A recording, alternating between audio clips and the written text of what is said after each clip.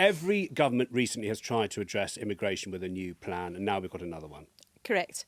And the reason why the government is so anxious to try to not just get on top of this problem, but be seen to get on top of this problem, is that immigration regularly features at the top of the list of voters' concerns in a way that happens, I suppose, every few years. This is a sort of swell of anxiety, a swell of stress, and politicians think they really have to get on with doing something about it. And for some in the Labour Party, they really do think this is almost existential. Like if they can't, I remember a minister said to me not long ago, if we can't sort out the small boats crisis, then that might be it for us. Enter into this the new-ish Home Secretary, Shabana Mahmood, with what she is claiming is the biggest sets of changes to immigration policy since the war. I think there's going to be rather a lot of vigorous debate about this in the next few days. Let's get underway with Sunday's newscast. Hello, it's Paddy in the studio. And it's Laura in the studio. And it's Henry at home. Rishi Sunak said stop the boats.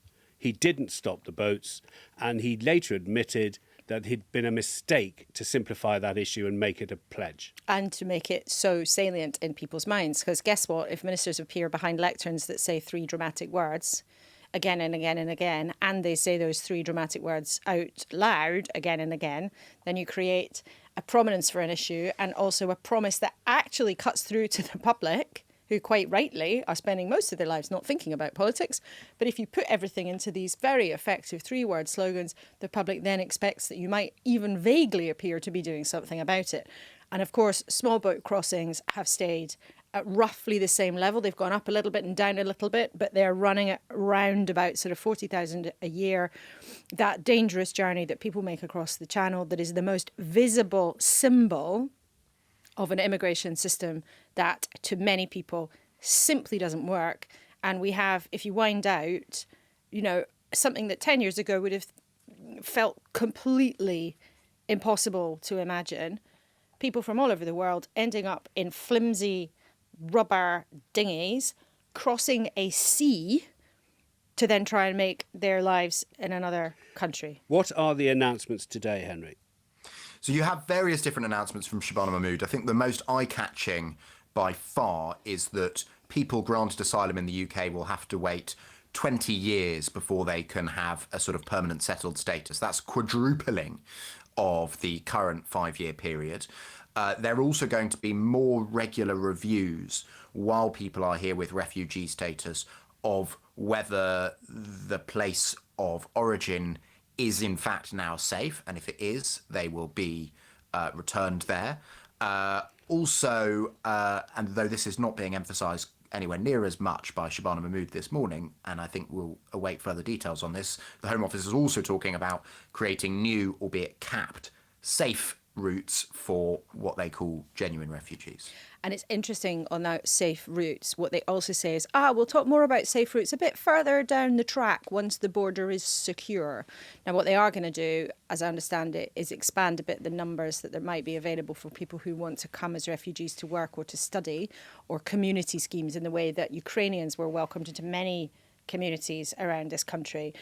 But the big change, as Henry says, I completely agree with, is the principle that if you come here fleeing danger, you will have to wait 20 years before you would be allowed to be considered to stay here for good. So Leon is getting in touch with us by WhatsApp to say what will happen if immigrants start families while in the UK waiting to be processed or returned when their country is safe under her new policy. 20 years is enough time. You could easily start a family. Exactly. And that's how we asked Shabana Mahmood questions about this morning. If somebody had been here for 19 years and they'd had a family and their kids were in British schools and all those sorts of things, would they still then be told, really sorry, your country's safe now, time's up? This is what she said.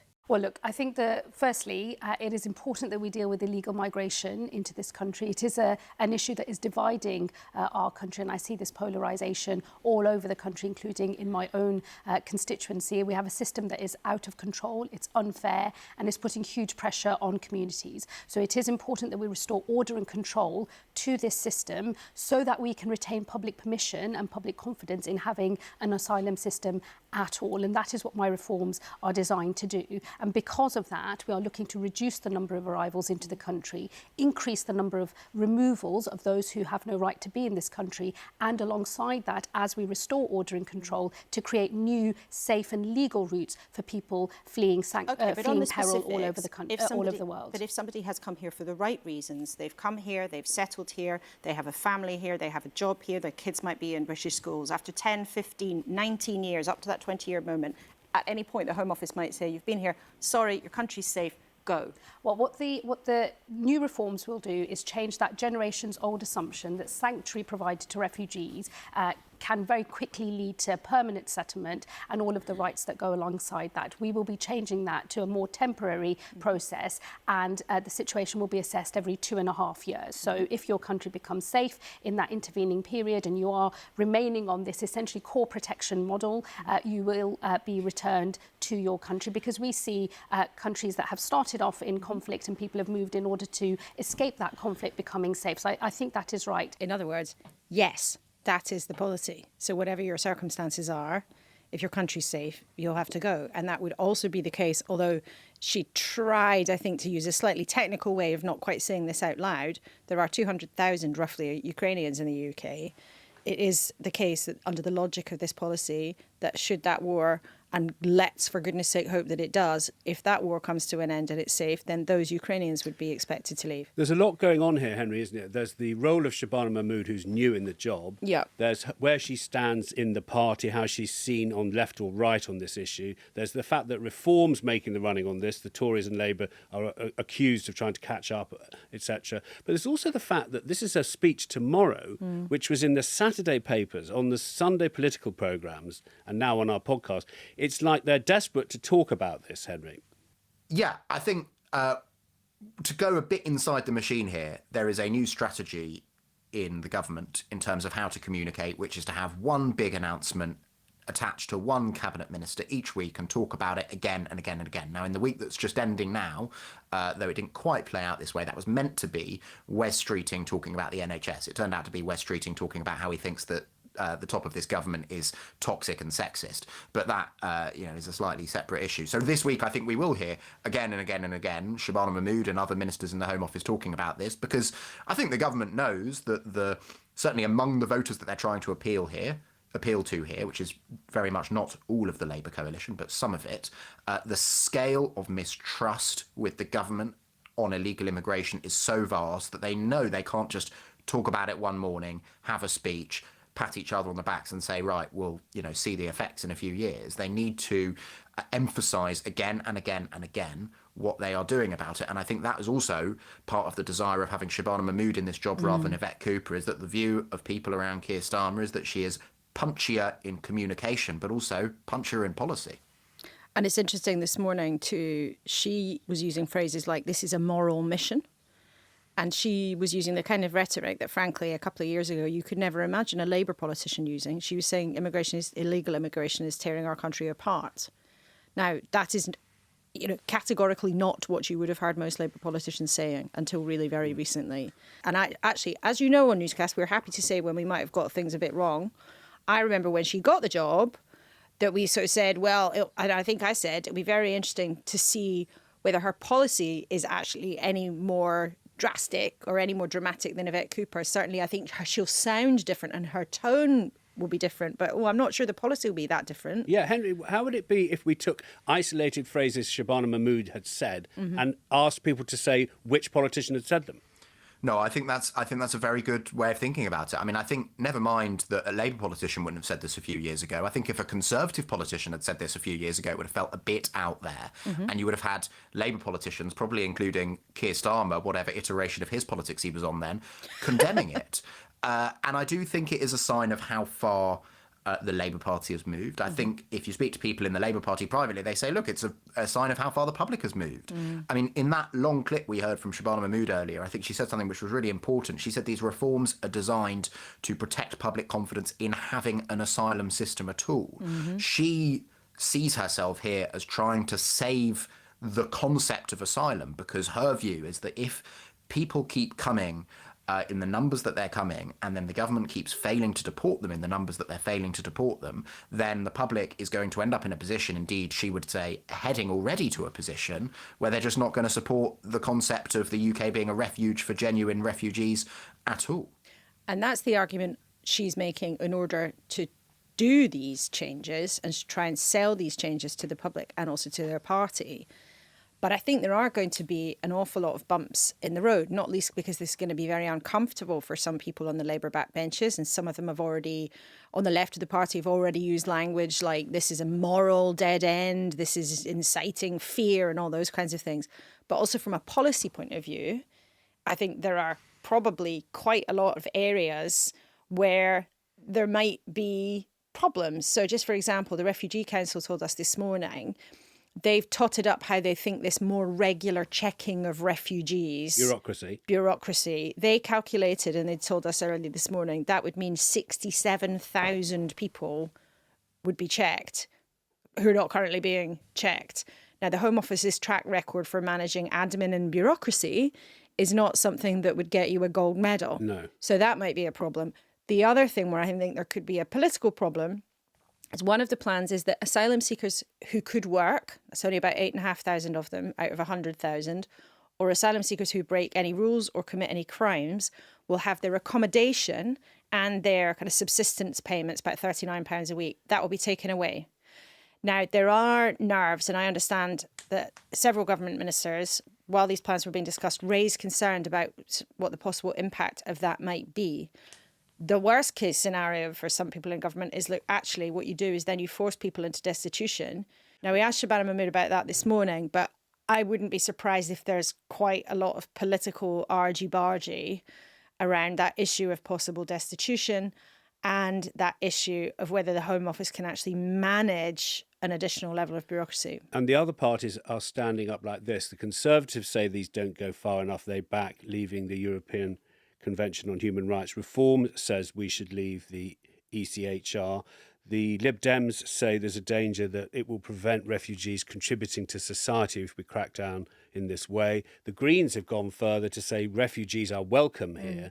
But actually, if we go back to where it all started, Henry, the interesting thing seems to me to be whether the government can get its backbenchers on side. There's a big range of opinion, is there not, among Labour MPs themselves on this? Yeah, and I think it would be a mistake to assume that it's only MPs on the left of the Labour Party who are going to feel uneasy about this. I think it'll be much broader than that.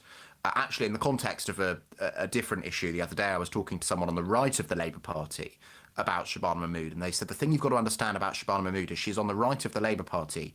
She is not a progressive. And you've got to remember there are a lot of people on the right of the Labour Party, sort of historically you'd call them Blairites, who are, you know, very keen on involving the private sector in the operation of the economy and other sort of Labour right things like that.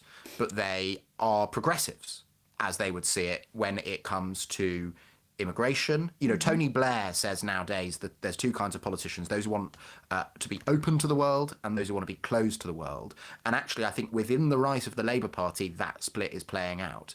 And I think there are going to be people who are pretty senior in the government, as I think Laura's alluding to there with some of the ministers who were uncomfortable with elements of this, the practicalities at least of this plan, who are going to think, are we heading too far in the direction of voters who we're inevitably going to lose here, while aggravating the left flank, which increasingly more and more people in the Labour Party are pretty anxious and about. Also, it's interesting for me to look at where immigration fits into the economy. And also because they are doing jobs here, which if we didn't bring the labour in, the jobs could not be done and growth would be less. So, for instance, if you think about the hospitality industry, if you think about the National Health Service, if you think about carers in nursing homes, there is an enormous amount of reliance on people who are expressly brought in to help with those jobs. So if we talk about immigration, should we not also be talking about what jobs people are doing so that we can all have a discussion about, so shall we not have this type of job then because we don't have enough of these people to do it from the UK? Or what someone like Pat McFadden, who's the new welfare secretary, would say is actually, can we not also make sure that first of all what you're trying to do is get the million or so people who are economically inactive in this country and make sure that we can actually make sure they go to work and can they fill those posts? But you're absolutely right. I mean, this is why immigration is such a fraught political issue, is because it brings in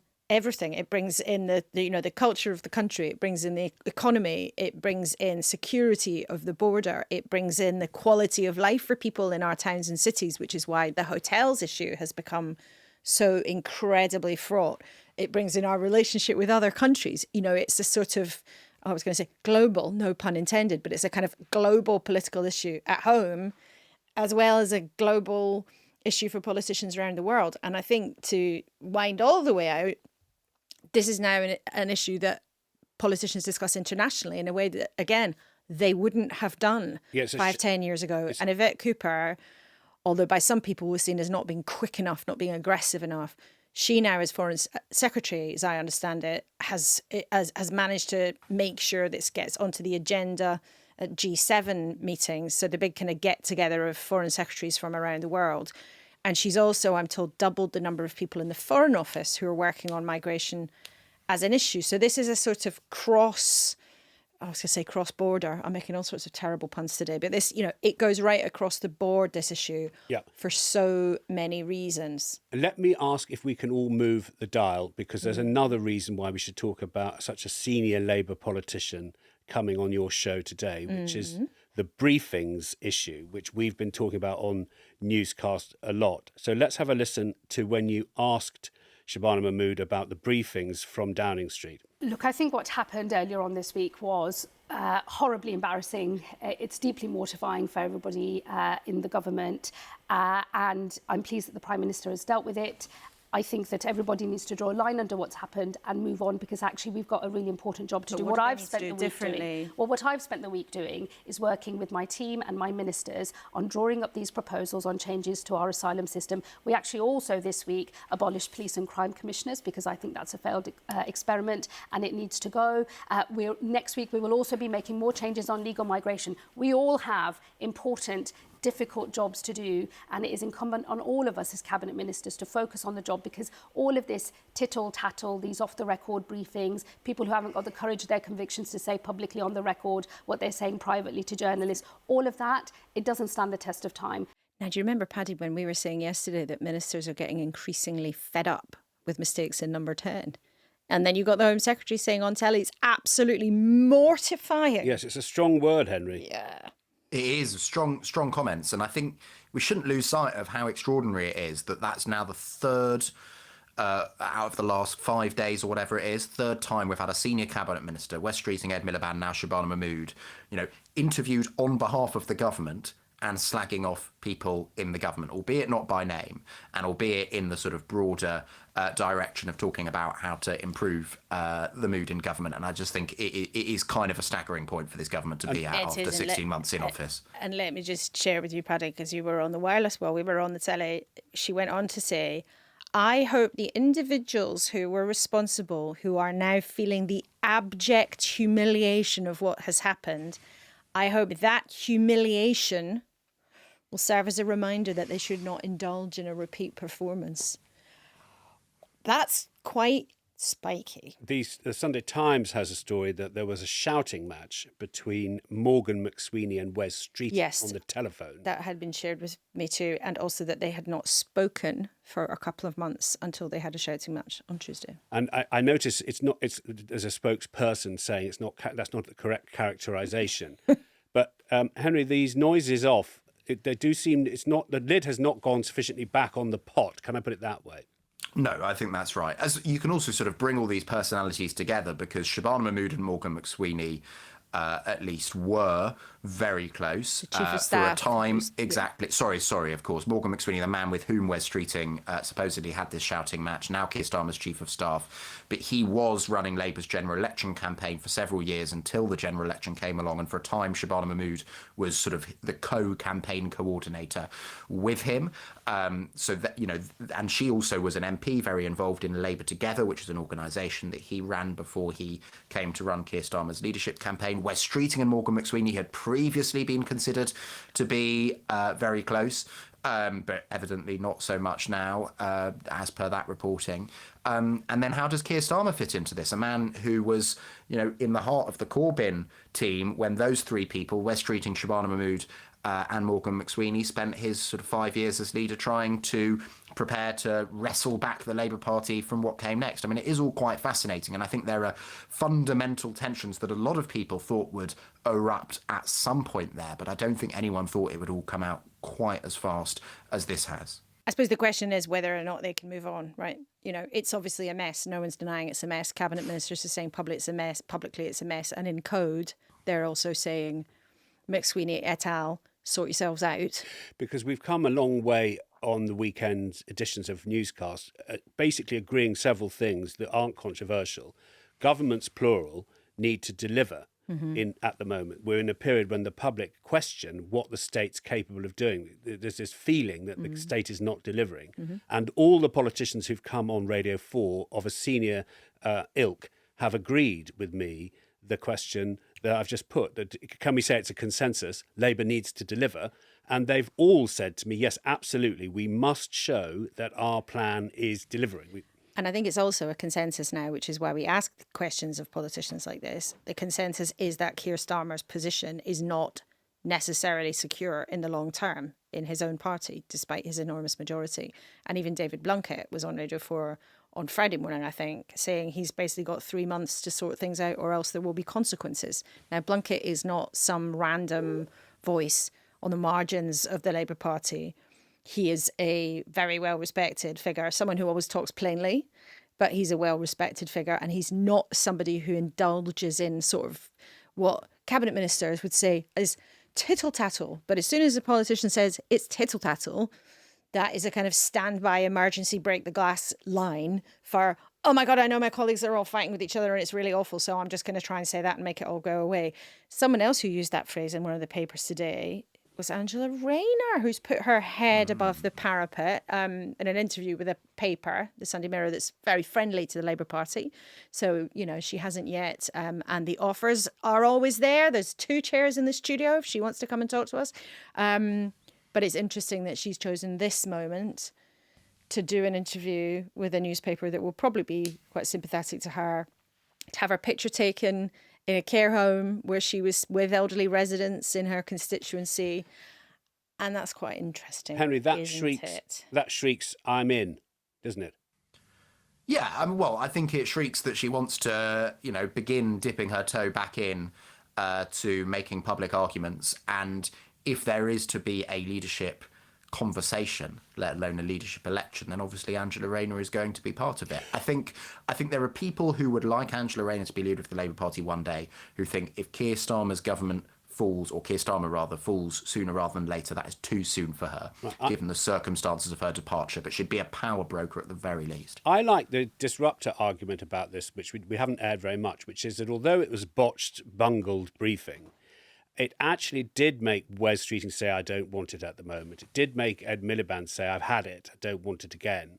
And actually there is now an understanding by Labour MPs that Keir Starmer won't go without a fight. Yes. Those messages were the messages that they did want to put out there, and they put out in a bungled way. So the Labour MPs do know they're going to have an ugly 3-month process. They do, but they also have demonstrated that Number 10 is incredibly itchy and paranoid. And now they probably have reasons to be paranoid, right? Let's be clear about that. But it has not been in any way, shape or form a successful week. And you're right to point that out, because sometimes in politics, something that seems like a disaster, actually months along the line, there could be all sorts of consequences that none of us could predict, and actually could go, oh, that was a good turning point. But for Downing Street to have done what they did this week, inadvertently or not, or whatever really happened, and, we'll get to the bottom of it in the end, it's been a dreadful, dreadful time. And it's just showed, I think, how tense and unhappy things are in there when you've got cabinet ministers who are furious, cabinet ministers who are baffled, and, they just showed how stressed they are. I mean, one source said to me on Friday, you know, the thing about this is it's never been a secret that Wes Streeting is somebody with ambitions. He doesn't really try to hide it. And they said, Wes is going to Wes. And I thought, oh, that's a good new verb, isn't it? But, you know, Wes Streeting does what Wes Streeting does. He's always been punchy in his communication. He's always maybe, you know, kind of tipped the wink a little bit further than his party's leader would want him to. So to react in that way, to try to kind of nobble him in such a disastrous way, doesn't look like an operation that feels confident and that feels secure.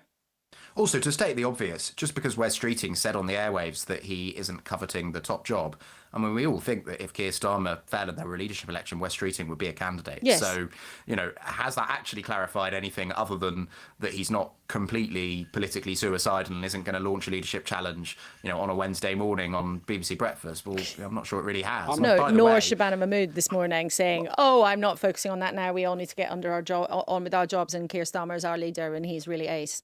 I've also had so many, since you mentioned him, Paddy, I've had so many Labour MPs mention Ed Miliband to me this week, including after his denial, that it feels like it's 2015 all over again. I think we should just lay down that marker. I thought that the implication was he could be king-queen maker rather than he goes and puts a crown on. Well, look, if you were thinking of how MPs might nominate in a leadership election, a bit like how MPs nominated in the deputy leadership election, which happened a few weeks ago, so it was a reasonable guide to, you know, how many MPs are willing to defy the quote-unquote leadership candidate. Well, Lucy Powell got over the threshold of 80 and then some, actually. And, of course, one of, I think, the two cabinet ministers to back her was Ed Miliband. She ran his leadership campaign back in the day. She did. And so the people who were mentioned to me, I remember having this conversation just before the summer with a very senior person in the party who was furious that even then, this was just before the summer recess, the two they named were Ed Miliband and Angela Rayner. And they said their behaviour in government shows you that they're both at it and both after it. Paraphrasing a bit, but that was even before the summer Ed Miliband was being touted. But look, who knows? I think what we can say is that Streeting, who at that point before the summer was not seen as somebody who would be at the top of the list, I think the way he handled this mess this week definitely notches up his rank a little bit. Yes, so he has emerged well. Yes, we had Anna Gross from the FT on Broadcasting House today. She's the one who co-authored the report in the FT about the income tax situation. She said, however you cut it, it was Wes Streeting was the winner. It's also just, we should say, it's completely bonkers in this whole scenario that not even a full 18 months after Labour won an incredible majority that people are talking about who the next leader is going to be in the way that they are. This is always a kind of favourite party game for sadders like us in Westminster, but this is more than a party game. This is a real, live, serious conversation in Labour's ranks, and that's why we've been wanging on about it for ages. We weren't, though, wanging on for 25 hours. In the 25-hour podcast-a-thon, news has reached me that one of the things that you discussed was your recipe for mince. Well, it's 25 hours Paddy. long. Adam asked me to come in. Yes. And up came the subject of mince. Why? Well, because you'd have to go back and listen. In fact, we've had this message from Julie.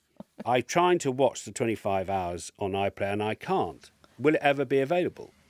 And we approached the person in charge of Newscast, Julie, and his response will be making parts available, more of that to follow. But Henry was rude about my mince recipe. I'm glad you've raised this. What? I mean... Well, I don't remember. I mean, your mince recipe appeared to just be mince, Paddy. Was there anything else in it? Do you know, I mean, well, you know what we can do?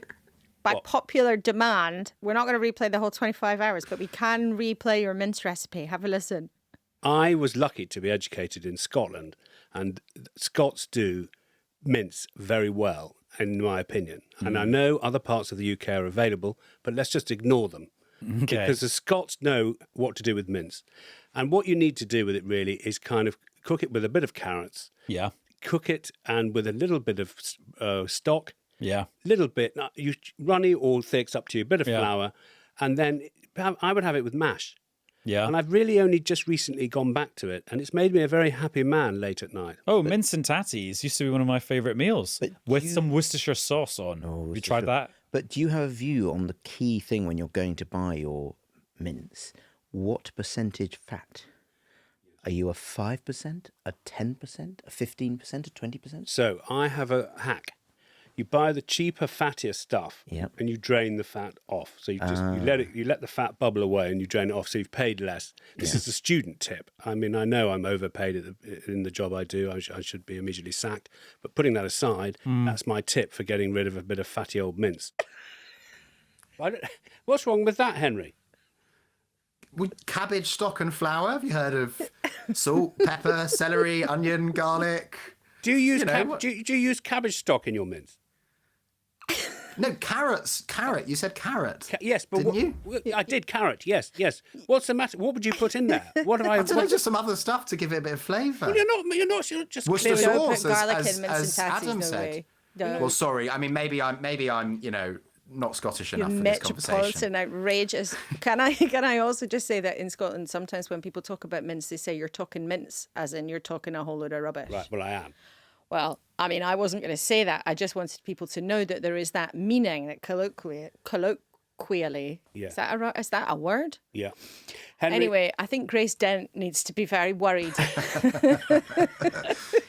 but we do go back to where this all started, which is that was With your mince. I was keeping Adam company because he was doing his 25 hours in honour of children in need, which has raised amazing amounts of money. And people want to know, can they watch and all of it? And the answer seems to be you can only watch it in slices. Of mince. Yes. We're leaving now, Henry. Should we?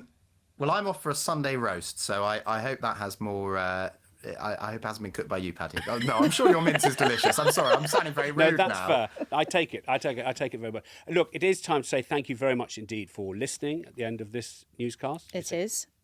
I just want to know what you're going to have for lunch, though. Have you got any leftovers from your mince? I feel I'm being food shamed. I like mince too. I had it last night because I got it so much on my mind. Look, we are ending now. Thank you very, very much for getting to this point. Goodbye.